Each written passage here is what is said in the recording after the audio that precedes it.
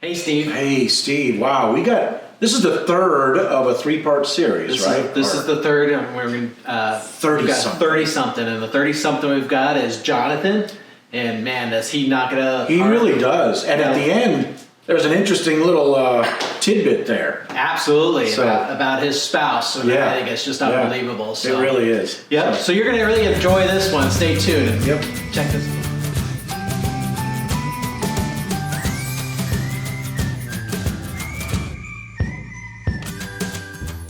Hey, Steve. Hey, Steve. What's new? We have a guest today. We do have a guest today. So thank you for finding us, and thank you for pushing play. You found the Steve and Steve Show. I'm Steve Walsh, and this is Steve Wastenberg. And thank you for subscribing. If you haven't subscribed, please do that. We need to get you out there subscribing and telling all your friends and family about it, because gosh, we're really picking it up here. Yep. Getting into the big time. We've got some, we definitely have momentum on the viewership, that's for sure. But more importantly than that is our guest. Some of you longtime viewers recognize Jonathan Overby from an earlier show, which we'll also put in here on this. So welcome, Jonathan. Welcome. Thank you. Welcome. It's good to be back with you guys. Yeah. So this is part 3 of our generational goals, which is any age should have goals set. And you're, what are you, 30-something? For part 3. There we go. I'm 30-something. Yep. All right. So if you missed the first 2 parts, we did a teen, which was fabulous, dynamite teen. Really, you gotta on the see way it. up, getting ready to go into college, and she's got quite the head on her to make some good decisions for a future. And then we had your son, Joaquin. In part 2, and he's in there knocking it out of the park in the entertainment business. And music. Especially in this age with the virus, that he's still able to make things happen. So fantastic. And now we have a 30-something with Jonathan. So Jonathan, let's start with we have drinks. Toast. We do have drinks. I kind of surprised these guys this time. This is a nice little holiday cheer here.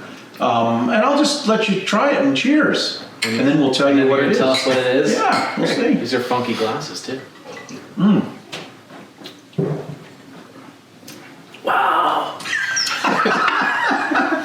It's got whiskey in it. It has a little bit of whiskey. It's a Bailey's kind of Bailey's and whiskey, for a nice. We just need a fire. We don't have a fire and cigars, maybe. I might have to have lunch here before I go home with this. It's not as strong as you think. It's just got a wee little taste, the essence of whiskey. I think there's 2 or 3 shots. Anyway. So, first question for Jonathan. Okay. It's supposed to be an interview. This is an interview. It's Not an interrogation. No. It's the Steve and Steve Show, not the show. Yeah, that's true. All right, Jonathan. Why don't you give us a little bit of your background of, who you are, where you've come from, and then we'll talk about what you do for goals. Okay. So Jonathan Overby in 30 seconds. I am, one of 9 children, big family, grew up around the world, missionary kid, settled in the United States when I was around 10, graduated college, did my undergraduate in communications, master's in education, so teacher by trade. I've taught, been a professional actor for 7 years. Whoa, we have an actor on here. I've been married 8 years now. Beautiful wife, 2 kids, 7 and 4. We live here in Longmont in the area in Colorado. And most recently, I was a manager at Bright Horizons, putting together education programs and training the team who trains other folks. So still kind of that educational bent. Very cool. So I had a quick question. I know last time we had you on, you talked a bit about one of the things you're very passionate about, and it was really surprising to Steve and I, and that was the human trafficking, both from a labor and a human sex trafficking. I know we don't want to focus on that, but if you might give us just a little update, are there anything, there's some positive things that have come in that in the last, 6 months or so? Sure. Yeah, my wife and I met in this ministry. We both are modern day abolitionists would be the term. So we're involved with a bunch of organizations that. And when you say abolitionists, because this is slavery, this is true slavery. That's right. So there's a lot of labor and sex trafficking of minors, but also adults around the world and here in the United States. So I think your question's a little bit about what's happening. This has been a tough year, obviously, for ministries in general. Monetarily, everything's down. One of the wonderful things is there's legislation that's been passed, which gives money. The money's a big engine driver for everybody who is trying to combat this, whether you're on the front lines, in a task force pulling these kids out of these situations, or you're kind of on the back end in a safe house providing, a community for these folks to heal, or you're just traveling around to churches and, educating the public on, what's going on. All that takes money. And so this year, some of the federal money is coming in, which is great. Oh, that's dynamite. One of the things I'll highlight is there's the European Union has been attempting to, they just put together some of these, this big law, off the top of my head, I can't remember the name of it, but there's a cyber presence with sex trafficking, and that's grown exponentially in the last 5 years, particularly abroad, and for many, many reasons. And so there's a lot of concerns, particularly in the European Union these days, about privacy, people's privacy. And so there's a lot of things in motion right now to suppress the sharing of data, which is good things.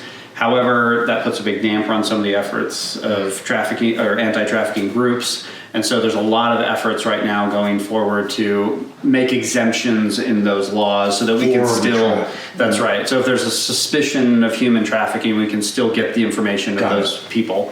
And that looks like we're having some headway on that, so that's good. Dynamite. That's great. Good.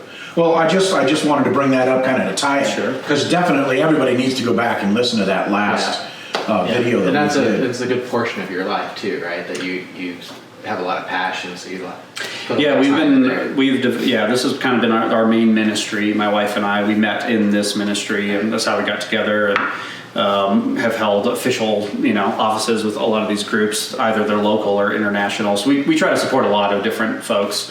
And mainly we deal in advocacy, so we come on shows like yours and we talk to people about it.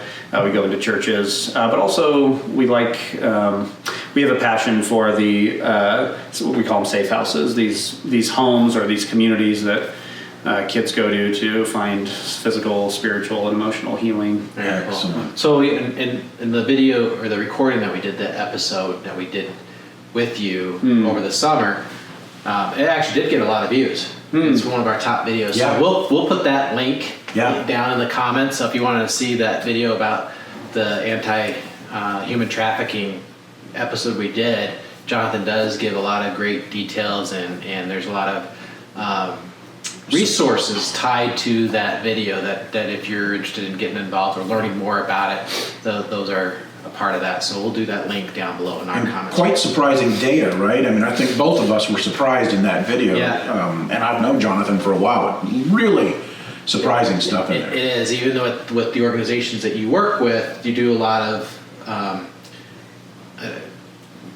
don't remember what the term you use, but Outreach, yeah, getting it out there, right? Even with that, it was still a lot of new stuff for me. Right. So certainly if I'm not, and I feel like I'm, pay attention to a lot of different things, and I'm not the human trafficking arena, industry, whatever you want to call it, it's huge, and yet I had heard very little of it. So, thank you for doing that, but we definitely need to get the word out more about it. So let's turn the focus onto, goals, dreams, little ones, big ones. Yeah. Like what do you do around that? Do you do a daily activity, weekly? Is it once a year, once a lifetime? Has anything changed in your life that might be tied to that kind of goal setting that you've done? Yeah, absolutely. Well, this is an interesting year to be thinking about that, right? Right. I think for almost everybody, particularly in America, everything's changed, or a lot has changed, whether it's just your routine or whatever it is. So I think it's a time when people are thinking a lot about what am I going to be doing, what should I be doing, and that sort of thing. And we're in that boat too. So for my wife and I, this year, COVID kind of, we have young children, school-age children, and so as everybody knows, the schools are kind of in flux. And so we had to make decisions along with everybody else about what to do with that. And so we made the decision to keep our kids at home and homeschool them. Homeschool. Which is awesome. My wife and I are both homeschoolers. We come from homeschool families. So through high school, I was homeschooled, all my siblings. And so we made the decision for me to switch out of my career, and her career is continuing. So I'm at home. You're out. So I'm out. I quit my job in August. Wow. I guess I have a new job. Yeah, you're not. I wouldn't call you retired. Sure. You just changed focus, right? That's right. So you're really taking care of the family. But that's a big jump. That is a big jump. I mean, did you go through like a level of fear and kind of panic of like, how's this going to work? Yeah, absolutely. A lot of prayer, Terror. Yeah, I mean, there's the part I was confident about was the school piece. I'm a very big believer in homeschool. I'm a product of it. You're an educator. I'm an educator, so I'm a teacher, so I love that piece of it. But I think it's just change. That's where the fear comes in, is what's going to work with her job, how is it going to work long term. And I think one of the things that really helped us out is all the advice we got from friends. Kind of one of the central themes was, hey, do something for a season. And, you can set goals, but goals can change, Yeah, like, I've heard that.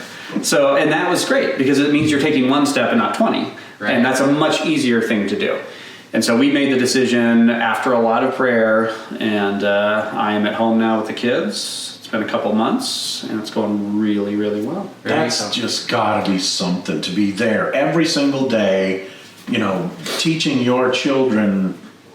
It's awesome. It's absolutely awesome. The benefits of homeschooling are phenomenal.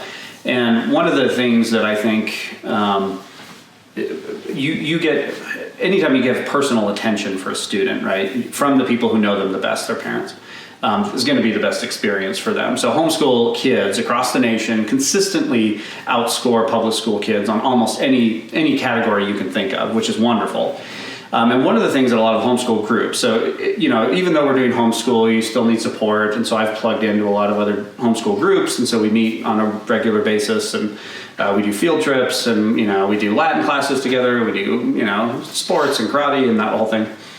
And one of the things that a lot of homeschool families who tend to be religious in nature, a lot of homeschool families tend to be Christian, but they also tend to focus a little bit on classical education, which is awesome because our public school system, right at kind of the turn of the century, it's like 1912-ish, kind of shifted away from a classical model.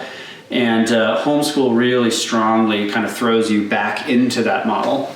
So just for the audience, when you say a classical as opposed to what we have kind of evolved over the last 100 years or so, what do you mean by a classical model? So a classical model goes back thousands of years. It was the form that we practice in America was really outlined well in the Dark Ages, so 1400s. And it's the idea that the way that you educate your children follows the pattern of their physical, mental, and emotional development. So younger children, for instance, there's stages of development. We call it the grammar stage, which is kind of the beginning stage.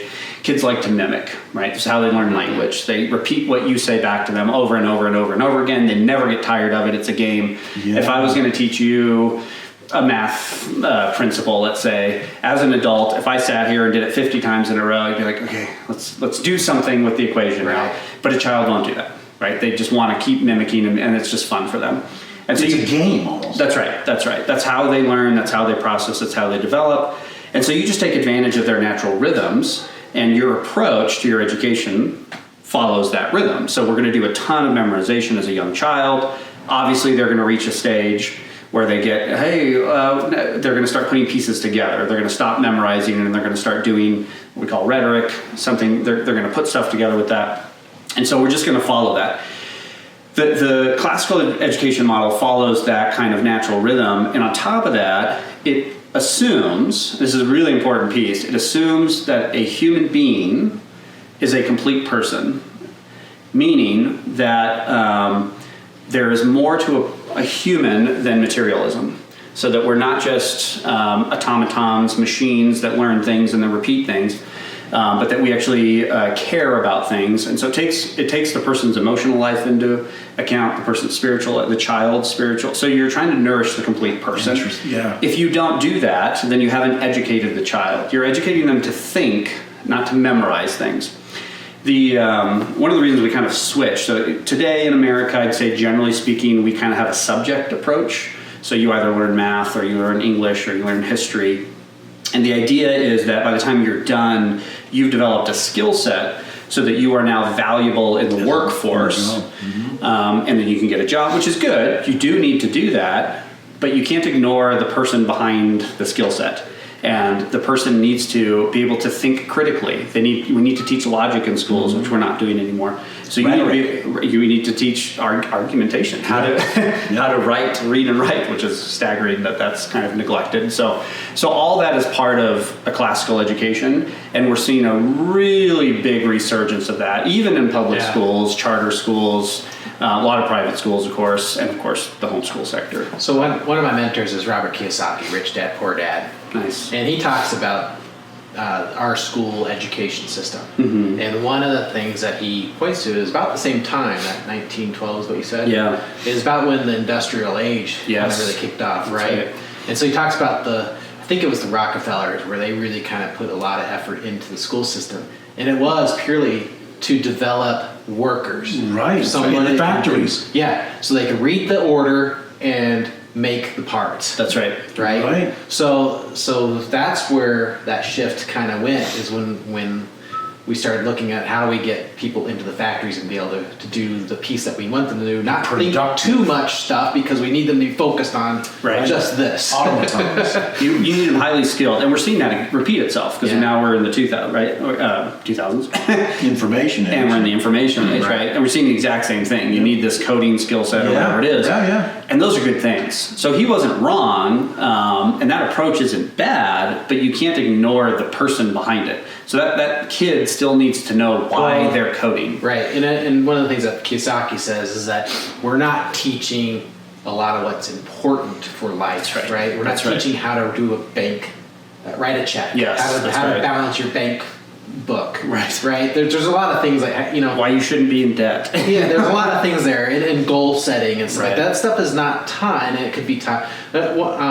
As a scout leader in Arizona, we somehow became the scout troop, it was actually the Cub Scout pack, that serviced a good portion of Tucson's homeschooling group. Interesting. Okay. So we started getting a lot of kids from the homeschooling. And at first, we were kind of concerned because of the social aspect, right? Sure. But what I learned was, because there is a network of parents that work with each other. Some are better at math, some are better at science, some are better at reading compensation. So you kind of leverage each other in your strengths. But what that does is it pulls the kids together for that social aspect that we thought in our minds that they were missing because they weren't in school, and that's not the case. And that's one of the myths that you get. And actually, the homeschool kids in our Cub Scout pack, they were the best to have. And their parents, when they came, they were very much into, let's get involved and let's make this a really good program. And so that was what I saw as a benefit from the kids that came into our Cub Scout group. That's terrific. Great kind of support to what you're saying, Jonathan. And I got to tell you, I love the kind of jumping. So let me ask you, the jumping that you did that's a big change to go from a career in where you were in education and in management to go and teach your young daughters, the most important thing that they can learn. But let me ask you this. You mentioned in the beginning that this was a season. Do you see multiple more seasons now that you've entered the first one? I do. Okay. Let me really quickly respond to something. Sorry. No, and then I'll respond to that. Sorry. You mentioned something. I think it's a misnomer that homeschool children are not socialized. I think that's a serious myth. You don't teach people. Kids are natural social creatures that we know how to interact with human beings. And so that there's a whole other series maybe we can do on that. But I find that homeschool kids are just as normal, I think probably the biggest distinction is that they're interested, and that and primarily it's an investment from the parents. That's right. Yeah. That's right. Yeah. So that's been my experience as well. But So right now, to answer your question, my wife and I are, this is really appropriate because my wife and I right now are going through a life plan curriculum by Donald Miller. And it's similar to a lot of other ones where we sit down and we kind of think through what does the next year look like, what does the next 5 years, what does the next 10 years and beyond. And we had to do that at the beginning of the year, making this decision, and now we're kind of officially writing it out, if you will. And so the short answer is yes, I do see multiple seasons. And I think anytime I really like the internal approach of being prepared for what you want. So if you want to get married, be prepared for marriage. If you want to work in finance, be prepared to work in finance, that sort of thing. Were you in Scouts? I wasn't in Scouts. I never got it. I was in 4-H. That's the motto, be prepared. That's right. But that motto was part of my upbringing, so very similar. And so I think for instance, one of our dreams is to adopt children at some point, but you need to be prepared for that. Yeah. You know, that's a process. And so if you want that, you should prepare for it. And then as you go along, this is kind of my personal thought, is as you go through life, there's going to become opportunities and you have to recognize them and say yes. So you can make your plan, but your plan you have to recognize is going to lead other places, and then you get to say yes or no to those. So small, for instance, as I've gotten into homeschooling this year, Colorado's not the friendliest homeschool state in the union. It's definitely not the worst homeschool state in the union. But for instance, we don't have a voucher system, which means that we don't have federal money dedicated towards families who can spend it on books. Colorado, are you listening?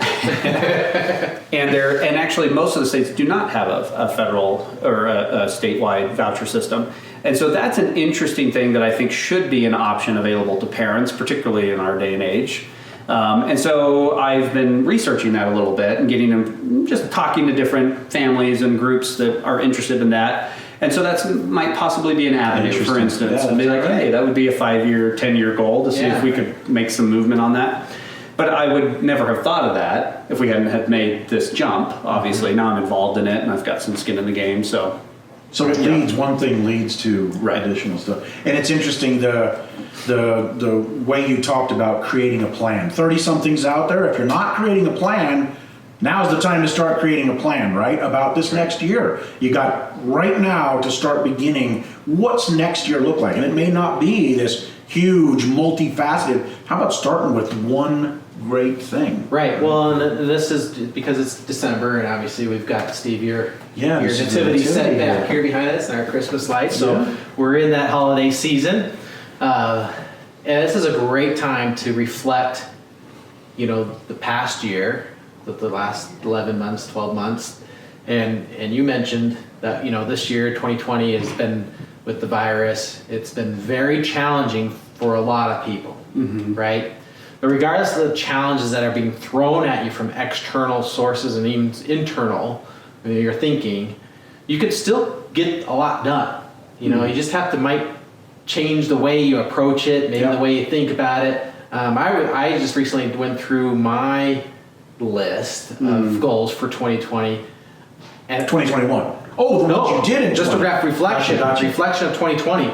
And this was actually one of the best years from goal achievement that I've had in the recent years, right? Even with this challenge of 2020, right? So it does, there's still some time left in the year to complete a few more things, even though we've only got a few weeks. But it's time for you to reflect. Now, once you've done that reflection, then you can look forward to 2021 and look at goals. And one of the things that Steve and I created was a workbook on how to create SMART goals. And we actually walk people through what SMART means and what the components are and how to build those. And we created a workbook. And if you want one of those workbooks, we're actually giving it out for free. Yep. It's on our website at tobeexceptional.com. We'll put the link in the comments. But you can go out there and get that for free. We're just giving it out because it's a great tool for people to start goals. In fact, Keenan said on the 20-something interview that Keenan said that he used that, and he actually has seen results from it. Well, that's fantastic. I must have. He was in the interview. Yeah. So he must have been checked out. There's a lot going on in that interview. Small. So looking at that, I know you had some goals for this year. Have you sat down and you mentioned the program, but before the program, did you sit down and write your goals out? Would you have done that in the past? I have done that in the past, not in a formal way with my wife. So I think it's like I have my personal goals, of course, but we're a young couple, we have young kids, and so particularly right now we're setting a lot of structures in place, and so I found this has been a great exercise, particularly this year, for the two of us to be so in sync. Because if our goals diverge, then we're probably not going to make as much. That's fantastic, because in the Bible, it does mention when two minds come together, right? A specific third shows up. Yeah. Right? And if you guys are in alignment of what direction you're going on, how powerful that would be to have that third spirit behind that force moving you forward, right? But I try setting goals with my wife, and a lot of it's more like she's in it for the ride. Yeah. It can be tough. It can be tough. Yeah. Another human being adds a whole nother element to it, and there's a lot of humility going into that, where you have to recognize either you have to sacrifice or compromise on some of the things that you want. But if you're a mature person and you're invested in your partner, then you're going to recognize the benefit of that, hopefully, and they will reciprocate, and then that reciprocation leads to even greater success. Right. So you might be led in a different direction, and that's the best thing that could have happened. Yep. Great. Well, we probably should wrap this one up. It's been terrific. We should. But before we do that, I'd like to give Jonathan an opportunity, one, either to have do you want people to reach out to you, maybe for the human trafficking, or do you want to give a tip, a nugget, something for the 30-somethings that are out there listening? Or you can do both. That's a wide range. That was just like the universe. And you have 30 seconds. 30 seconds. Okay, we'll put a link in the description. How about that? As far as if you're interested in learning more about ways that you can be part of the anti-trafficking movement, there's a lot of different ways. And as far as a tip for everybody, I'm going to give two tips. I'm going to give one if you're married. Whatever steps you need to take to trust your spouse, take those steps. It's going to be one of the best things you can do. If you're invested in your spouse's success, that's really your success as well. And then for everybody in general, this is a great season, I think, to return to joy. Next week is the third week of Advent, so this Sunday, the theme is joy, and that day Sunday. Amen.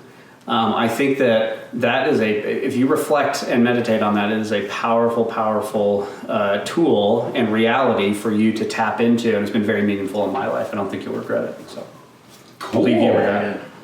All right. Well, Steve, we got to thank everyone for getting this far in the video. Yeah, you're the vanguard. Keep charging. That's right. Thank you for watching as much as this video as possible. Thank you for sharing and liking and adding comments. And if you haven't yet, make sure you smack that subscribe button and that bell for a notification, so when we do release another video, you get notified when that is. So appreciate it. Thank you all. Great interview, Jonathan. Thank you for coming. Cheers. Have a good one. Cheers. Good job, Merry Steve. Christmas. Merry Christmas.